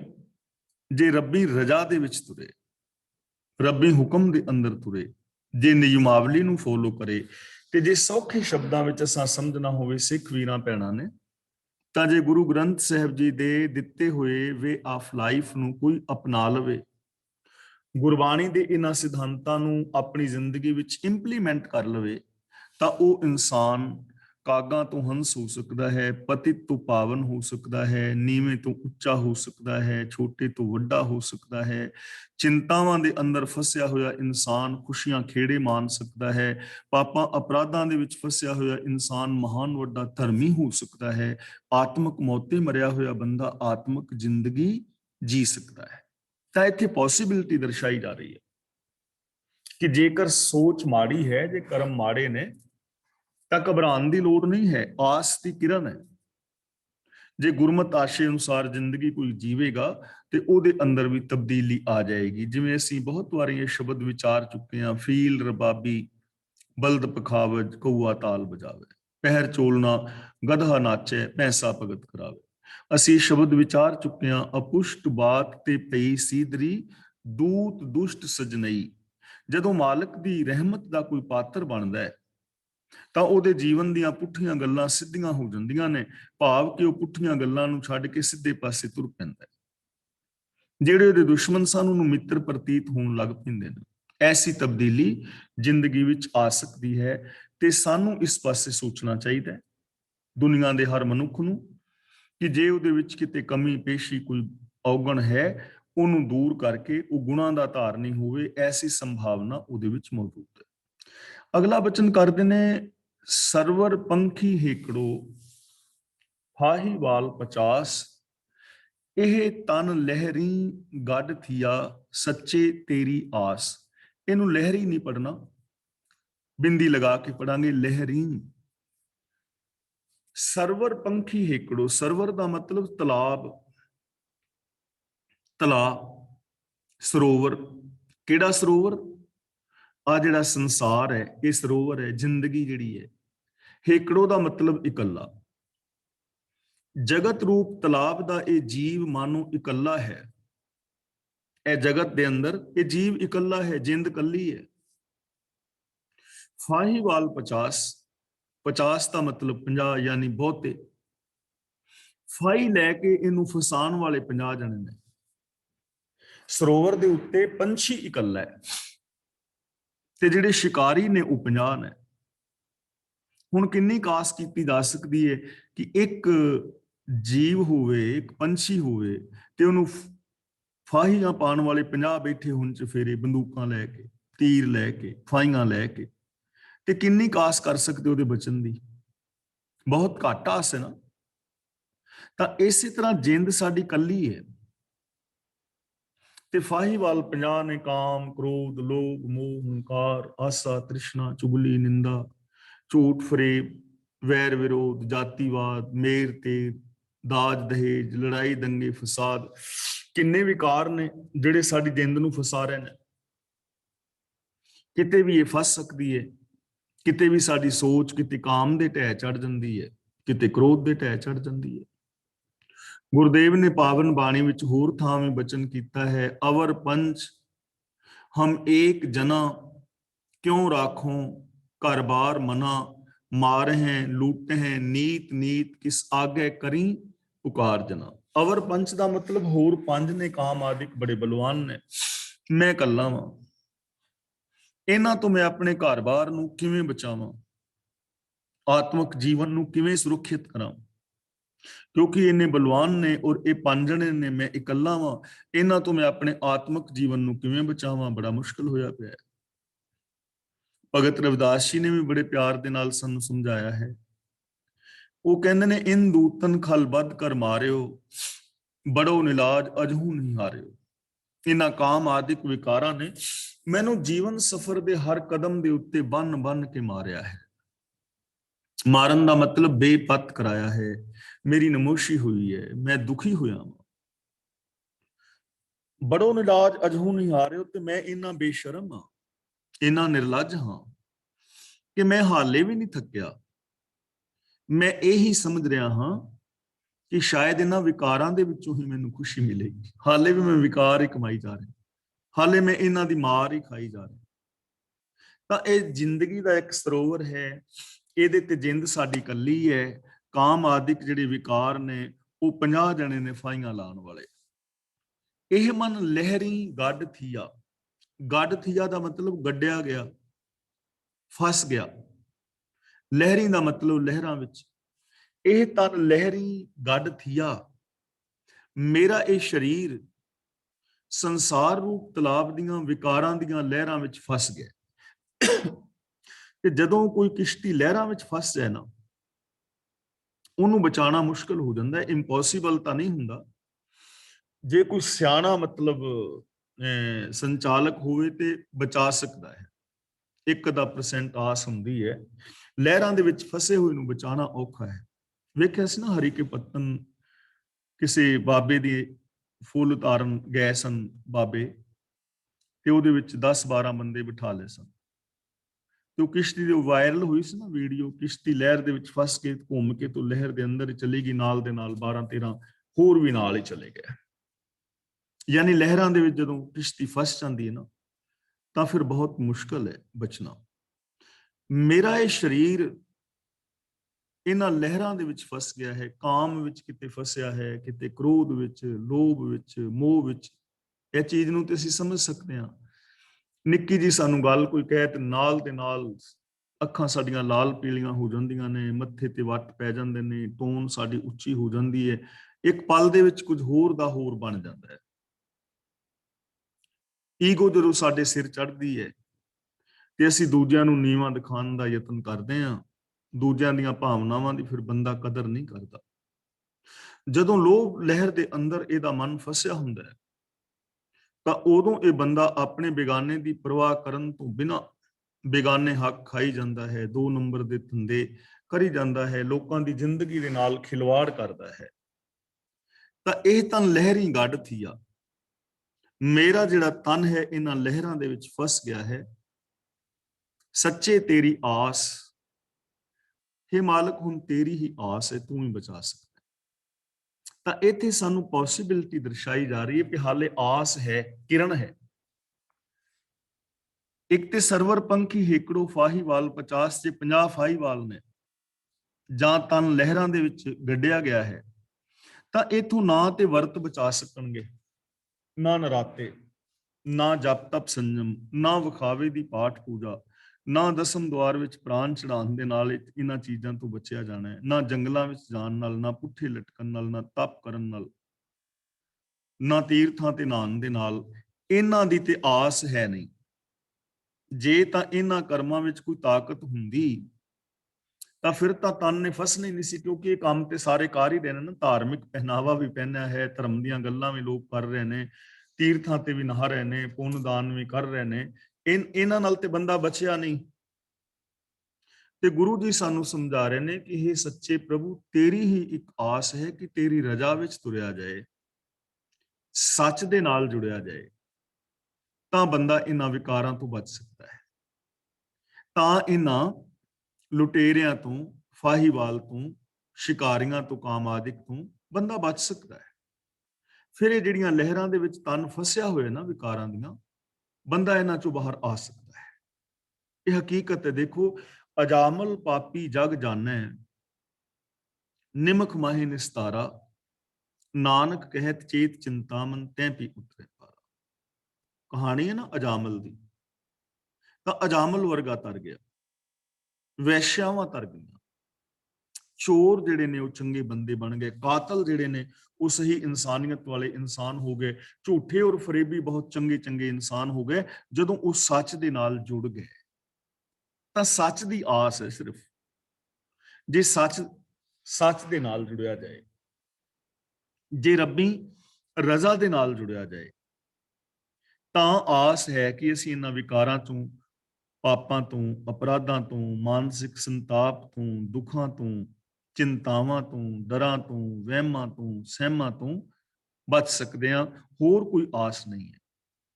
ਤਾਂ ਜੇ ਅਸੀਂ ਚਾਹੁੰਦੇ ਹਾਂ ਕਿ ਇਹ ਸਾਡਾ ਸਮਾਜ, ਸਾਡਾ ਸੰਸਾਰ, ਸਾਡਾ ਘਰ ਪਰਿਵਾਰ, ਸਾਡੀ ਆਪਣੀ ਜ਼ਿੰਦਗੀ ਇਹਨਾਂ ਦੁੱਖਾਂ, ਵਿਕਾਰਾਂ, ਪਾਪਾਂ ਤੋਂ ਮੁਕਤ ਹੋਵੇ, ਇਹਨਾਂ ਵਿੱਚ ਨਾ ਫਸੇ, ਤਾਂ ਉਹਦੇ ਵਾਸਤੇ ਇੱਕੋ ਹੀ ਗੱਲ ਹੈ, ਸੱਚ ਸਭਨਾ ਹੋਈ ਦਾਰੂ ਪਾਪ ਕੱਢੇ ਤੋਏ। ਉਹਦੇ ਵਾਸਤੇ ਇੱਕ ਹੀ ਸਾਧਨ ਹੈ, ਹੁਕਮ ਰਜ਼ਾਈ ਚੱਲਣਾ ਨਾਨਕ ਲਿਖਿਆ ਨਾਲ। ਉਹਦੇ ਵਾਸਤੇ ਇੱਕੋ ਹੀ ਸਾਧਨ ਹੈ, ਗੁਰਸਿੱਖ ਮੀਤ ਚਲੋ ਗੁਰ ਚਾਲੀ, ਜੋ ਗੁਰ ਕਹੈ ਸੋਈ ਪਲ ਮਾਨੋ, ਹਰ ਹਰ ਕਥਾ ਨਿਰਾਲੀ। ਇਹੀ ਇੱਕ ਆਸ ਹੈ। ਤਾਂ ਇੱਥੇ ਸਾਨੂੰ ਦੱਸਿਆ ਜਾ ਰਿਹਾ ਹੈ, ਸਮਝਾਇਆ ਜਾ ਰਿਹਾ ਹੈ ਕਿ ਕੋਈ ਵੀ ਕਰਮਕਾਂਡ, ਵਿਖਾਵੇ ਦੀ ਜ਼ਿੰਦਗੀ, ਭਾਵੇਂ ਕਾਲੇ ਮਹਿੰਦੇ ਕੱਪੜੇ, ਕਾਲਾ ਮਹਿੰਦਾ ਵੇਸ਼, ਜਾਂ ਚੋਪੜੀ ਪ੍ਰੀਤ, ਚੋਪੜੀਆਂ ਗੱਲਾਂ, ਵਿਖਾਵਾ, ਇਹਨਾਂ ਵਿਕਾਰਾਂ ਤੋਂ ਨਹੀਂ ਬਚਾ ਸਕਦਾ। ਕਰਮਕਾਂਡ ਸਾਨੂੰ ਇਹਨਾਂ ਵਿਕਾਰਾਂ ਤੋਂ ਨਹੀਂ ਬਚਾ ਸਕਦੇ। ਜੇ ਬਚਾ ਸਕਦਾ ਹੈ ਤਾਂ ਕੇਵਲ ਸੱਚ ਬਚਾ ਸਕਦਾ ਹੈ। ਜੇ ਮਨ, ਬਚਨ ਔਰ ਕਰਮ ਕਰਕੇ ਅਸੀਂ ਸੱਚ ਦੇ ਨਾਲ ਜੁੜ ਜਾਈਏ, ਰੱਬੀ ਰਜ਼ਾ ਦੇ ਨਾਲ ਜੁੜ ਜਾਈਏ, ਰੱਬੀ ਗੁਣਾਂ ਦੇ ਨਾਲ ਜੁੜ ਜਾਈਏ। ਅਗਲਾ ਬਚਨ ਕਰਦੇ ਨੇ, ਕਵਣ ਸੋ ਅੱਖਰ, ਕਵਣ ਗੁਣ, ਕਵਣ ਸੋ ਮਣੀਆਂ ਮੰਤ, ਕਵਣ ਸੋ ਵੇਸ਼ੋ ਹੋਂ ਕਰੀ, ਜਿਤ ਵਸ ਆਵੇ ਕੰਤ। ਇੱਕ ਸਵਾਲ ਕੀਤਾ ਹੈ। ਕੋਈ ਬੀਬੀ ਹੈ ਜਿਸ ਦੀ ਸ਼ਾਦੀ ਹੈ, ਉਹ ਡੋਲੀ ਵਿੱਚ ਹੈ, ਕਹਾਰਾਂ ਨੇ ਡੋਲੀ ਚੁੱਕੀ ਹੈ। ਇਸ ਬੀਬੀ ਨੇ ਹਾਰ ਸ਼ਿੰਗਾਰ ਲਗਾਇਆ ਹੈ, ਕੀਮਤੀ ਬਸਤਰ ਪਹਿਨੇ ਨੇ, ਲੇਕਿਨ ਇਹ ਬੀਬੀ ਰੋ ਰਹੀ ਹੈ। ਬੀਬੀਆਂ ਅੱਜ ਕੱਲ ਤਾਂ ਚਲੋ ਨਹੀਂ ਰੋਂਦੀਆਂ। ਅੱਜ ਕੱਲ ਤਾਂ ਜੇ ਕੁੜੀ ਤੋਂ ਪੁੱਛੀਏ ਵੀ ਕੁੜੀਏ ਤੂੰ ਰੋਂਦੀ ਨਹੀਂ, ਉਹ ਕਹਿੰਦੀ ਮੇਰਾ ਮੇਕਅਪ ਖਰਾਬ ਹੋਏਗਾ, 45,000 ਰੁਪਇਆ ਮੈਂ ਮੇਕਅਪ ਤੇ ਲਾ ਕੇ ਆਈ, ਰੋ ਕੇ ਮੇਕਅਪ ਥੋੜੀ ਖਰਾਬ। ਰੋਂਦੀਆਂ ਸਨ ਕੁੜੀਆਂ। ਰੋਣ ਦਾ ਕਾਰਨ ਅਫਸੋਸ ਨਹੀਂ ਸੀ। ਰੋਣ ਦਾ ਕਾਰਨ ਇੱਕ ਤਾਂ ਵਿਛੋੜਾ ਮਾਪਿਆਂ ਦਾ, ਤੇ ਦੂਜਾ ਰੋਣ ਦਾ ਕਾਰਨ ਹੈ, ਬਾਬਾ ਫਰੀਦ ਜੀ ਨੇ ਪੁੱਛਿਆ, ਬੀਬਾ ਤੂੰ, ਤੇਰੇ ਕੋਲ ਕੀਮਤੀ ਬਸਤਰ ਨੇ, ਚੰਗੇ ਤੂੰ ਬਸਤਰ ਪਾਏ ਨੇ, ਡੋਲੀ ਵਿੱਚ ਤੂੰ ਬੈਠੀ ਹੈ, ਤੇ ਰੋ ਕਿਉਂ ਰਹੀ?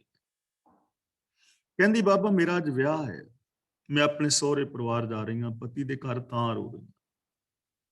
ਤੇ ਬਾਬਾ ਫਰੀਦ ਜੀ ਕਹਿਣ ਲੱਗੇ, ਬੱਚੀ ਮੈਂ ਤੇ ਆਪਣੇ ਪਤੀ ਪ੍ਰਭੂ ਨੂੰ ਲੱਭਦਾ ਫਿਰਦਾ ਹਾਂ, ਤੇ ਤੂੰ ਕਿੰਨੀ ਭਾਗਾਂ ਵਾਲੀ ਹੈ ਕਿ ਤੂੰ ਆਪਣੇ ਘਰ ਜਾ ਰਹੀ ਹੈ, ਪਤੀ ਦੇ ਕੋਲ, ਤੈਨੂੰ ਖੁਸ਼ ਹੋਣਾ ਚਾਹੀਦਾ। ਕਹਿਣ ਲੱਗੀ ਬਾਬਾ ਗੱਲ ਇਹ ਨਹੀਂ ਹੈ, ਮੈਨੂੰ ਵੀ ਪਤਾ।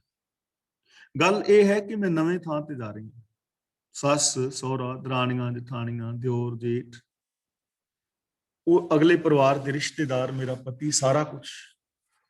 ਹੁਣ ਮੈਂ ਨਵੀਂ ਆ, ਮੈਨੂੰ ਨਹੀਂ ਪਤਾ ਉਹਨਾਂ ਦਾ ਸੁਭਾਅ ਕੈਸਾ ਹੈ, ਮੈਨੂੰ ਨਹੀਂ ਪਤਾ ਉਹਨਾਂ ਨੂੰ ਖਾਣਾ ਪੀਣਾ ਕੈਸਾ ਪਸੰਦ ਹੈ, ਉਹਨਾਂ ਨੂੰ ਪਹਿਨਾਵਾ ਕਿਹੜਾ ਪਸੰਦ ਹੋਏਗਾ। ਤਾਂ ਪ੍ਰੋਬਲਮ ਇਹ ਹੈ ਕਿ ਮੈਂ ਉੱਥੇ ਬਣਾ ਕੇ ਰੱਖ ਪਾਵਾਂਗੀ ਨਹੀਂ, ਮੇਰੀ ਐਡਜਸਟਮੈਂਟ ਕਿਵੇਂ ਹੋਏਗੀ, ਮੈਨੂੰ ਨਹੀਂ ਪਤਾ। ਪ੍ਰੋਬਲਮ ਇਹ ਹੈ। ਤਾਂ ਬਾਬਾ ਫਰੀਦ ਜੀ ਇੱਥੇ ਇੱਕ ਸਵਾਲ ਪੁੱਛ ਰਹੇ ਨੇ, ਕਵਣ ਸੋ ਅੱਖਰ, ਕਿ ਉਹ ਕਿਹੜਾ ਅੱਖਰ ਹੈ, ਕਿਹੜੇ ਅਕਸ਼ਰ। ਕਵਣ ਗੁਣ, ਉਹ ਕਿਹੜਾ ਗੁਣ ਹੈ। ਕਵਣ ਸੋ ਮਣੀਆਂ ਮੰਤ, ਮਣੀਆਂ ਦਾ ਮਤਲਬ ਸ਼੍ਰੋਮਣੀ, ਉਹ ਕਿਹੜਾ ਸ਼੍ਰੋਮਣੀ ਮੰਤਰ ਹੈ। ਆਮ ਲੋਕ ਮੰਤਰ ਪੜ੍ਹਦੇ ਨੇ ਨਾ ਕਿ ਪਤੀ ਵਸ ਵਿੱਚ ਆ ਜਾਏਗਾ, ਇਹ ਮੰਤਰ ਪੜੋ। ਅੱਜ ਜਿੰਨੇ ਇਸ਼ਤਿਹਾਰ ਛਪਦੇ ਨੇ ਕਿ ਤੁਹਾਡਾ ਪ੍ਰੇਮੀ 10 ਦਿਨ ਦੇ ਵਿੱਚ ਤੁਹਾਡੇ ਪੈਰਾਂ ਵਿੱਚ, ਤੁਹਾਡੀ ਪ੍ਰੇਮਿਕਾ 10 ਦਿਨ ਦੇ ਵਿੱਚ ਤੁਹਾਡੇ ਪੈਰਾਂ ਵਿੱਚ, ਪਤੀ ਵਸ ਵਿੱਚ ਨਹੀਂ, ਬਸ ਆ ਮੰਤਰ ਪੜਨ ਦੀ ਦੇਰ ਹੈ, ਪਤੀ ਤੁਹਾਡੇ ਅੱਗੇ ਪਿੱਛੇ। ਇਹ ਸਭ ਬਕਵਾਸ ਹੈ, ਐਸਾ ਕੋਈ ਮੰਤਰ ਨਹੀਂ ਹੈ। ਤਾਂ ਹੁਣ ਪੁੱਛਿਆ ਜਾ ਰਿਹਾ ਕਿ ਉਹ ਮੰਤਰ ਕਿਹੜਾ ਹੈ, ਕਿਹੜਾ ਅੱਖਰ, ਕਿਹੜਾ ਗੁਣ, ਔਰ ਕਿਹੜਾ ਉਹ ਸ਼੍ਰੋਮਣੀ ਮੰਤਰ ਹੈ। ਕਵਣ ਸੋ ਵੇਸ਼ੋ ਹੋਂ ਕਰੀ, ਵੇਸ਼ੋ ਦਾ ਮਤਲਬ ਵੇਸ਼, ਪਹਿਨਾਵਾ। ਕਿਹੜਾ ਮੈਂ ਵੇਸ਼ ਕਰਾਂ, ਜਿਤ ਵਸ ਆਵੇ ਕੰਤ, ਜਿਸ ਕਰਕੇ ਮੇਰਾ ਪਤੀ ਮੇਰੇ ਵਸ ਵਿੱਚ ਆ ਜਾਏ, ਯਾਨੀ ਮੇਰੇ ਹਿਰਦੇ ਵਿੱਚ ਵਸ ਜਾਏ ਮੇਰਾ ਰੱਬ।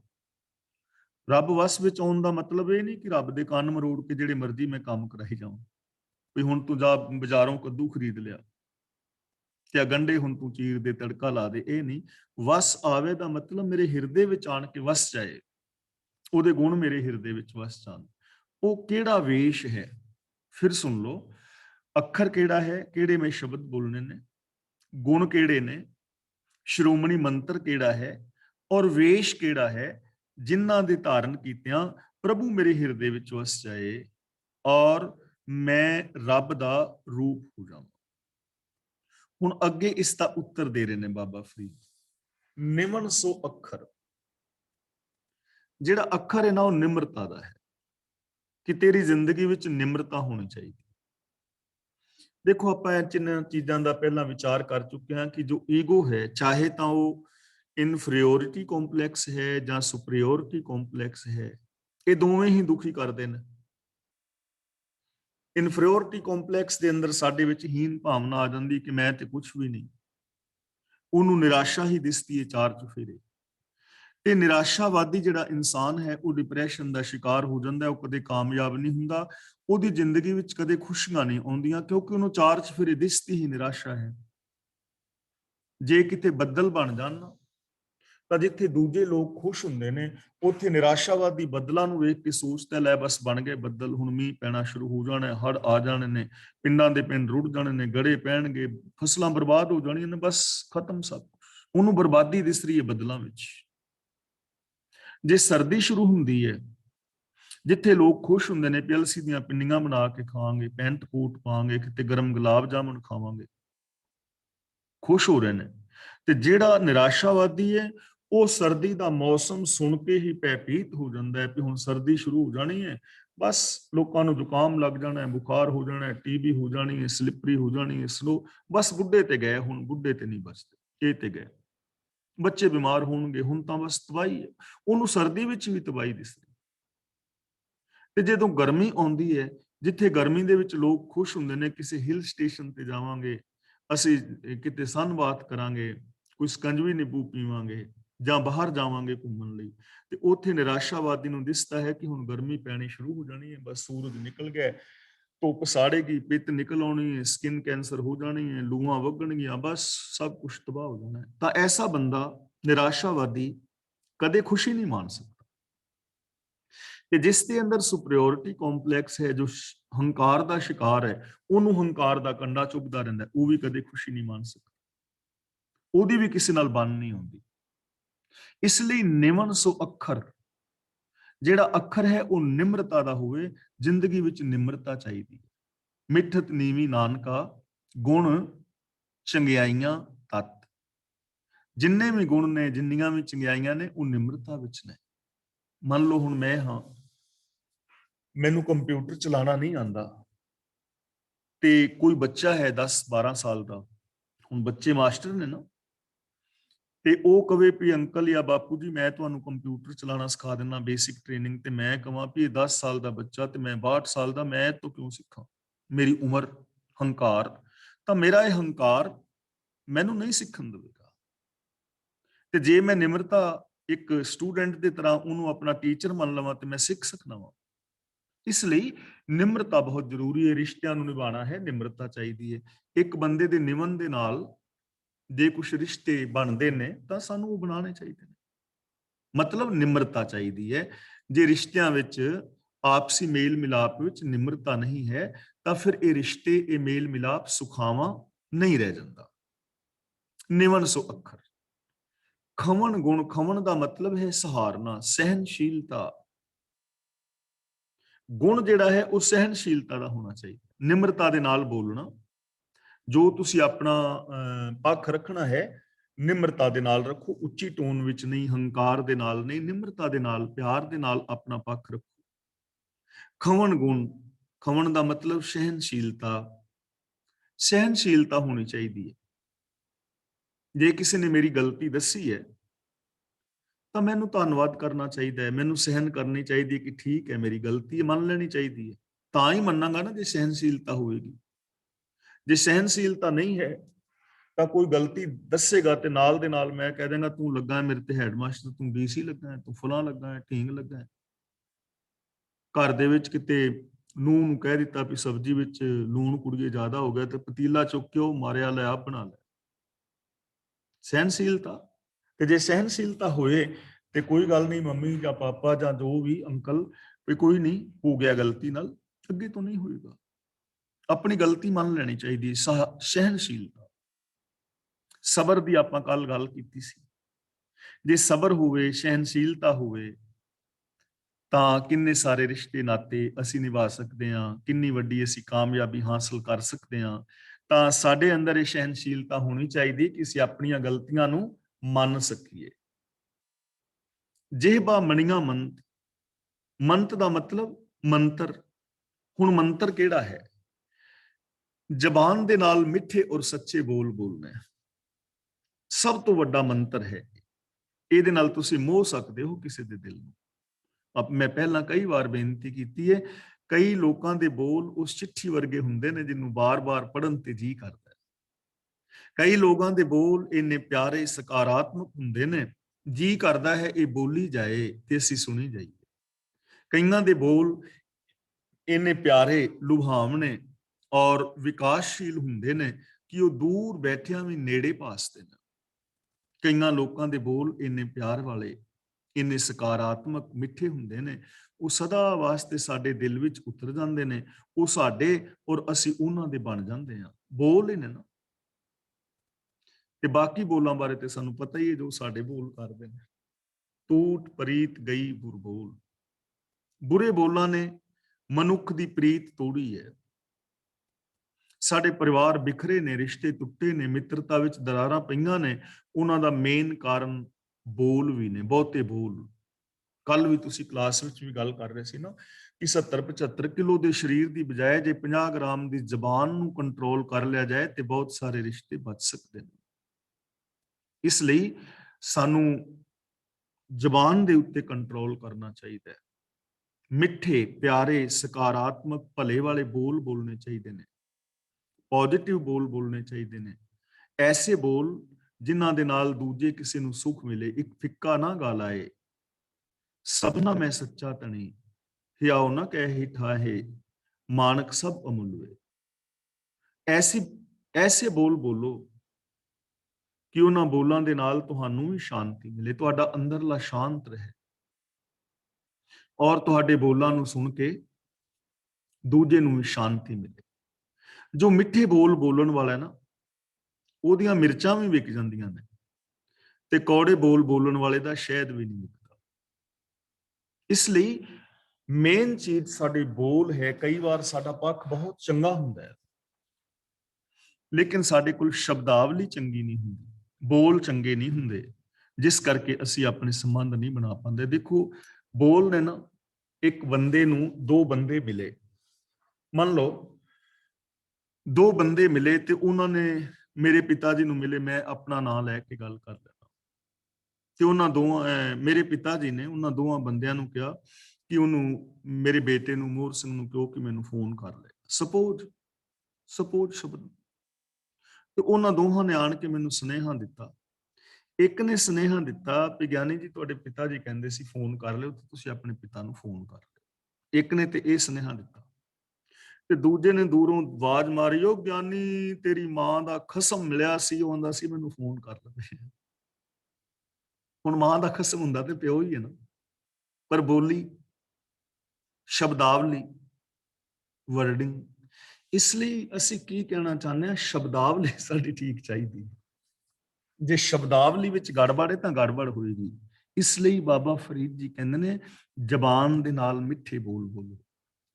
ਇਹ ਤ੍ਰੈ ਭੈਣੇ ਵੇਸ਼ ਕਰ, ਹੇ ਭੈਣੇ ਇਹ ਤਿੰਨ ਵੇਸ਼ ਕਰ, ਇਹਨਾਂ ਤਿੰਨਾਂ ਗੁਣਾਂ ਦੀ ਧਾਰਨੀ ਹੋ ਜਾ, ਤਾਂ ਵਸ ਆਵੀ ਕੰਤ, ਤੇਰਾ ਜੋ ਕੰਤ ਪਤੀ ਹੈ, ਰੱਬ ਹੈ, ਉਹ ਤੇਰੇ ਹਿਰਦੇ ਵਿੱਚ ਵਸ ਜਾਏਗਾ।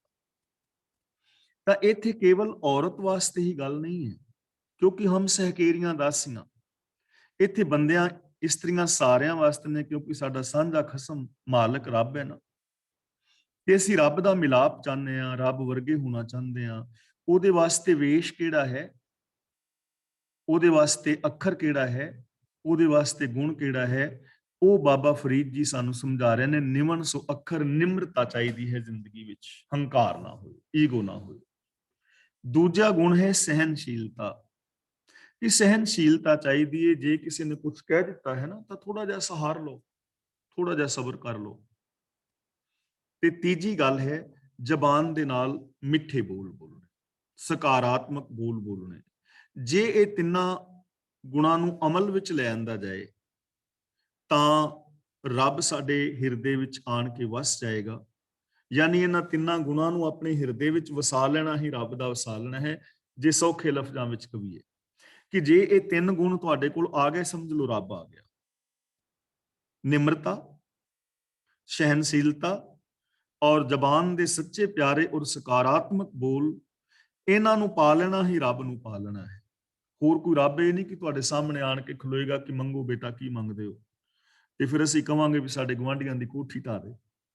ਐਵੇਂ ਨਹੀਂ। ਇਹ ਤਿੰਨੇ ਜਿਹੜੇ ਗੁਣਾਂ ਨੂੰ ਪਾ ਲੈਣਾ ਹੀ ਰੱਬ ਨੂੰ ਪਾ ਲੈਣਾ ਹੈ। ਇਹਨਾਂ ਦਾ ਹਿਰਦੇ ਵਿੱਚ ਵਸ ਜਾਣਾ ਹੀ ਰੱਬ ਦਾ ਹਿਰਦੇ ਵਿੱਚ ਵਸ ਜਾਣਾ ਹੈ।